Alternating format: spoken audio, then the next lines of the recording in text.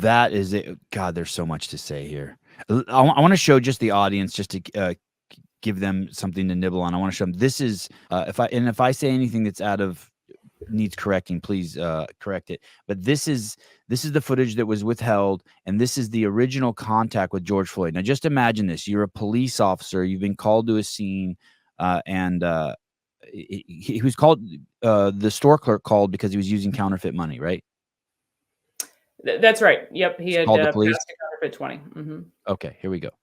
Which, by the way, to me seems like a huge crime already, being that we all work for our money, and money is, we've agreed as a society that money is human energy, right? If you steal money, if you're counterfeiting money, you're basically stealing human energy. So here we go. I see your hands. Hey, man. Stay in the car. Let me see your other hand. I'm sorry. Let me see your other hand. Please, both hands. Do nothing. Put your fucking hands up. So, you're a cop, and you're asking to see a guy's hands, and he won't show you his hands. But this cop also has to get home to his wife and his kids and all that shit too. Well, and No, you go ahead. I was just gonna say, and in 2019, he won't show his hands either. And what is he doing? He's hiding drugs, putting drugs elsewhere. That's what we know now. There's one really bizarre thing about this that I want to ask you about too, that I haven't heard anyone talk about. Here we go. Other hand.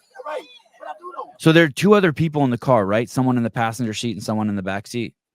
That's right. What do we do? Put your hand up there. Put your fucking hand up there.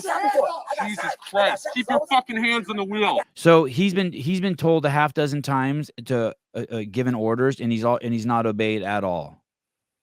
So to me, this is already resisting. Like, if this was me or you, we would have already had our hands on the wheel, right? Keys sitting on the dash like our parents taught us, right? Okay. Got shot. Keep your fucking hands on the wheel. Yes, sir.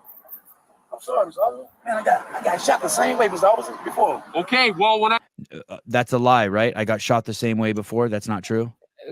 That is not true. He'd never been shot by law enforcement. I say, let me see your hands. You put your fucking hands up. You got them? Step out of the vehicle and step away from me, all right? Step out and face away. Step out and face away. Okay, Mr. Officer, please don't shoot me, please. Now we're over a dozen commands with no listening. Man, I'm not going to shoot you. Step out and face away. I'm going to get out of eye, man. Please don't shoot me, man.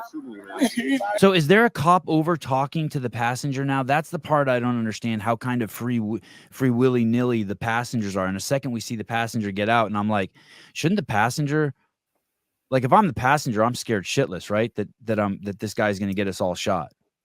Well, it's interesting. The passenger is Maurice Hall, is his name. It's now documented that he was essentially George Floyd's drug dealer, but yet he was allowed to catch a bus and end up several states away because he left the scene.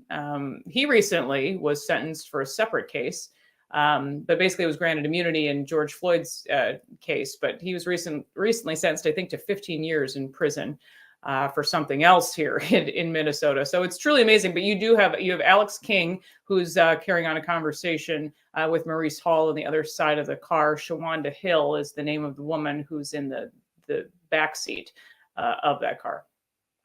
This is wild. Do you know what he went to jail for what his 15-year sentence for? Was this Maurice Hall character? Yeah, it was some sort of, I believe it was a rape case or a sexual assault or something along those lines. Yeah. Oh, shit. Just lost my mom, man. Another lie, I just lost my mom. Yeah, that was, well, his mom had died nearly 2 years before, but that's also a line he used in the 2019 arrest as well. Face away. So sorry. Do you feel like you know George? Liz? I even say this with the book and the documentary. This was never really about. This is why I say I do have some empathy, because I think that he was used in all of this. This wasn't a good guy. And what does it say also? That nobody even cares about him to go collect his personal belongings at all. None of, all his pictures were still in his, and this was 2 years after the incident, so there's plenty of time. to do all of that. And he had no communication with his family, this daughter, that was also part of on all the main networks in the wake of all of this. So obviously I'm a person who's empathetic to everyone. It's kind of my role as a reporter. But I just don't really understand how he became the martyr that he was made to be. A hero. He's being held up as a hero. It was crazy to hear Megyn Kelly told you the story about her daughter who's in the 4th grade and how they presented George Floyd as a hero to her daughter and her classmates, even in the 4th grade. That story was wild. Yeah, it was. And there's so many like that. I mean, in Minnesota, Governor Walz, who actually won re-election in the wake of all of this. That was one of my goals with the book, was to try to get this out before the election. Which I did, but then the Attorney General, Keith Ellison, and Keith Ellison, Tim Walz also won re-election. But again, the book and such was not covered. Why would it be? Because it went against everything that everybody fell in line for. But Walz went ahead and asked that all students, this is K through 12 in public schools in Minnesota, take about 9 minutes of silence for George Floyd. That did not go over very well. I think many people recognized early on they didn't want their kids, bowing their heads in silence to pray for George Floyd. But that was something that was pushed upon them after all of this. The name of the book is Liz Collin, They're Lying, The Media, the Left, and the Death of George Floyd. Look at that, 1,015 5-star reviews. This is such a great audiobook, by the way. Like, you will enjoy it. As crazy as it sounds, it was fun listening to it. You will not believe the details of corruption. It's like mafia shit, from the governor to the district attorney to the attorney general of the state to the police chief. One of the things in there, I'm all over the place, but fuck it, whatever. One of the things in there is the police chief was a police officer who refused to carry a gun because it was against his religion or his principles. And he was at a bank robbery one time. This is the police chief, who was the police chief during the George Floyd incident. What was that guy's name? Rolando? Yeah, Madera Arredondo. Arredondo. Mm-hmm. This guy was at a bank robbery and he snuck out the back.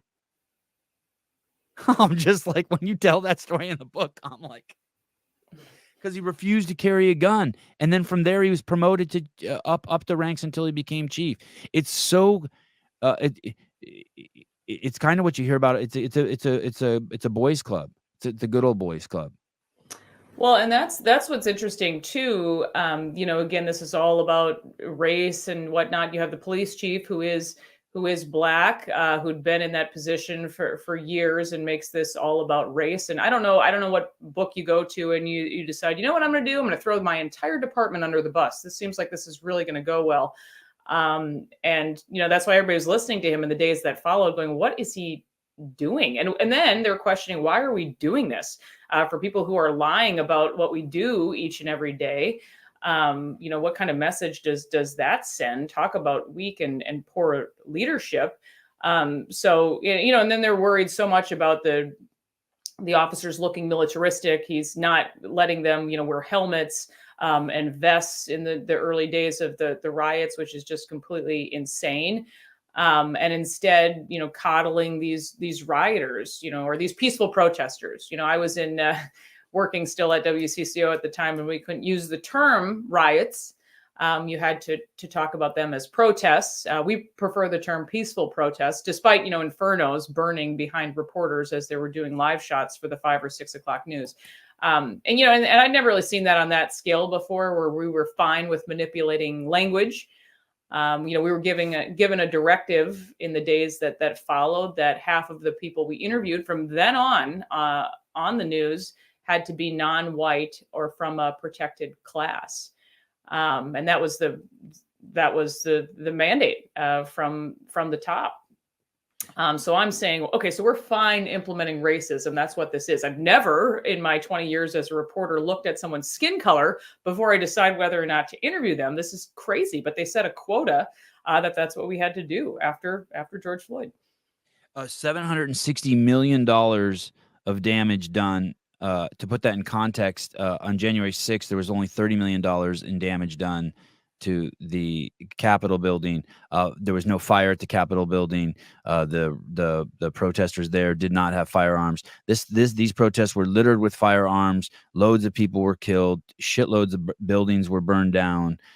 They gave up a precinct. The irony is I'm watching the UCLA stuff unfold on YouTube Live, and all of those cops, they're dealing with some of the softest and weakest people in society. I mean, these kids are all still masked up. They're all scared. They're all 20 pounds overweight. And all those cops are in riot gear, and yet the cops in Minneapolis weren't allowed to use riot gear because it would be offensive or it would incite violence. It's absolutely bizarre.